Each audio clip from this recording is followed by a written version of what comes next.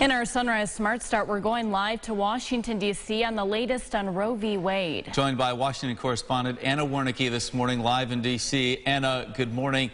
It's been now nearly a full week since that Politico report was released. How have protests evolved on both sides of this issue?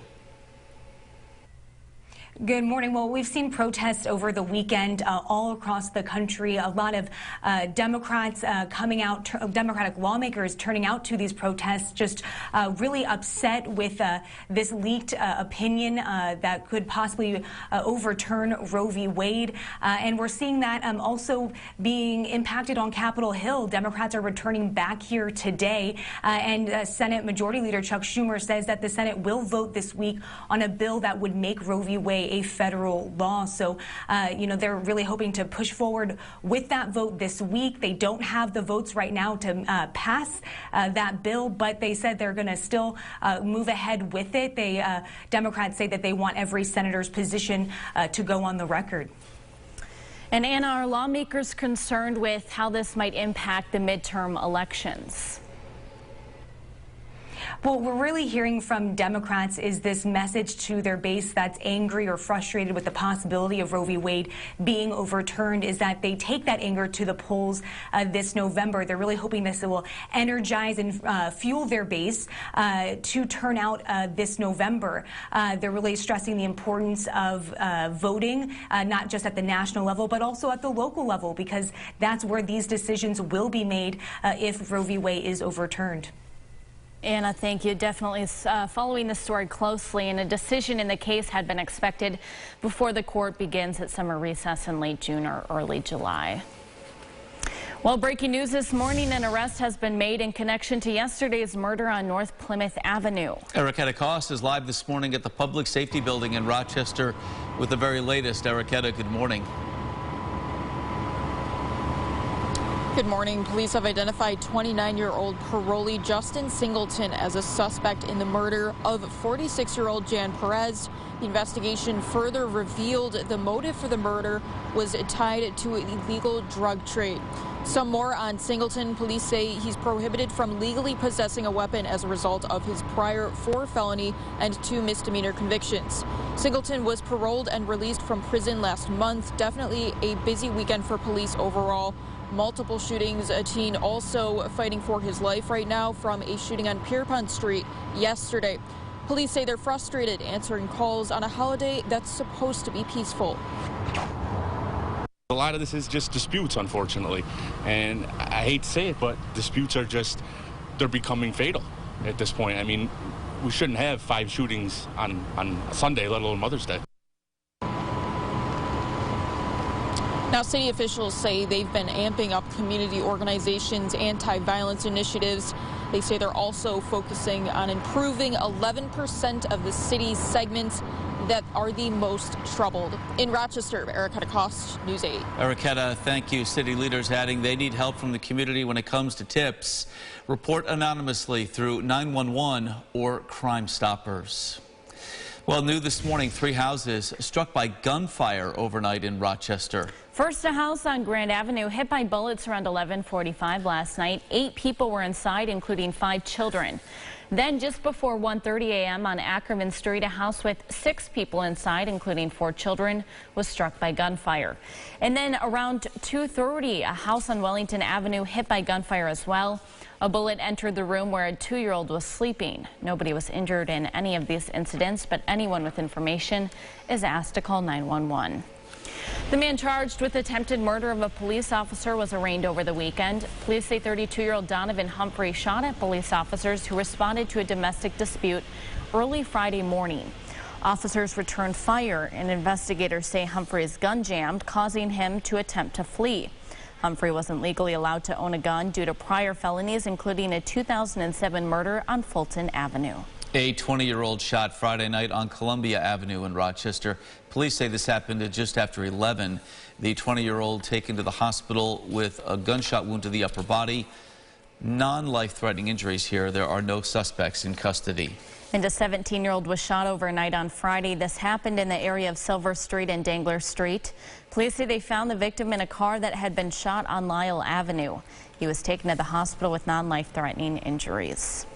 The man convicted of killing a grocery store clerk in 2020 is due to be sentenced today. A jury convicting Alexander Laureano of murder in the shooting death of Chernet Tierney at Chapa Grocery. Prosecutors say Laureano held Tierney at gunpoint and demanded money before shooting and killing him. He was also convicted on multiple counts of attempted robbery and is facing up to life in prison. A check of gas prices on this Monday morning. They are up 3 cents from a week ago in Rochester, now $4.31 for a gallon of regular, up 12 cents statewide. The state average was $2.95 just a year ago.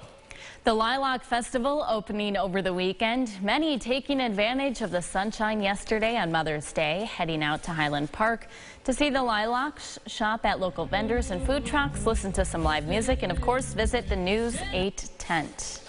A beautiful weekend to get out and enjoy the LILAC Festival, James. Yeah. Just the beginning, right? Certainly, yeah, right, exactly. And so being from Rochester, my mode of transportation was always bicycle to the LILAC Festival because you could just zip right in and lock your bike on a tree and good to go into the park. So hopefully you didn't get caught in any traffic around the LILAC Fest. We may have some traffic issues again because it's going to be packed with the forecast I've got for you. The rest of the week, biking forecast this morning looks great. Roads are dry, starting off in the 40s, eventually finishing in the upper 60s to, I bet we see some 70s on the map this afternoon. Near 80 in the extended forecast. We'll take a look at that at the end of the show. Allie, Mark?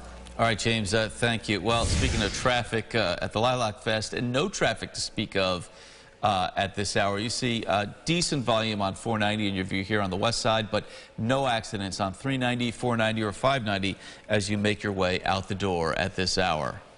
In other news this morning, the search for survivors continues in Havana, Cuba after a powerful explosion at a hotel killed at least 31 people. The blast at the five-star Hotel Saratoga injured 54 others. Authorities believe a gas leak caused that explosion. 3 American tourists have died at a resort in the Bahamas. The State Department is closely watching this investigation. In one villa, authorities say one man was dead. Then in a second villa, police say they found a couple. A man slumped against the bathroom wall and the woman in the bed there, both of them dead. They had complained apparently of feeling sick the night before. Officials there, police officials, say they do not suspect foul play.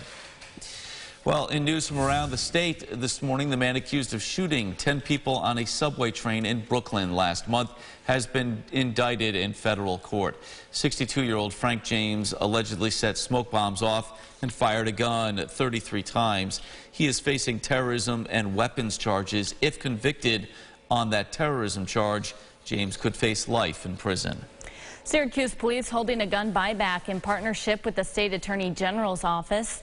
The goal behind the event is to get guns into the hands of law enforcement, as multiple areas around the state have been experiencing an increase in violent crimes using firearms. In exchange for turning in a gun, people would then receive a gift card. The buyback saw a total of 240 guns turned over to police. We have burglaries of homes. Sometimes folks get away with 6, 7, 8 guns from these homes. So if you have guns at home that perhaps are no longer secured, no longer needed, you'll see a lot of those come in today too, so they don't end up in the hands of folks that are going to use them for criminal activity. To date, Attorney General James has taken nearly 3,000 firearms out of communities through gun buyback events and other efforts since she took office in 2019. Well, employers adding 428,000 jobs in April despite surging inflation. The U.S. unemployment rate stands at 3.6%. Employers have now added 400,000 jobs for 12 straight months. The labor force, however, declined in April by 363,000 people, the first drop since September. Here's what some folks will be talking about at the water cooler this morning, especially race fans, right? The inaugural Miami Grand Prix held yesterday. This is F1, Formula One. It took place in the parking lot of the Dolphins' home, Hard Rock Stadium. Red Bull's Max Verstappen taking the lead on the 9th lap and never looked back. Verstappen finishing first in the Formula One driver standings last year and first Sunday in Miami. Good stuff. Love Mother's Day race. Yes. There you go. They're going fast, right? How fast do they go?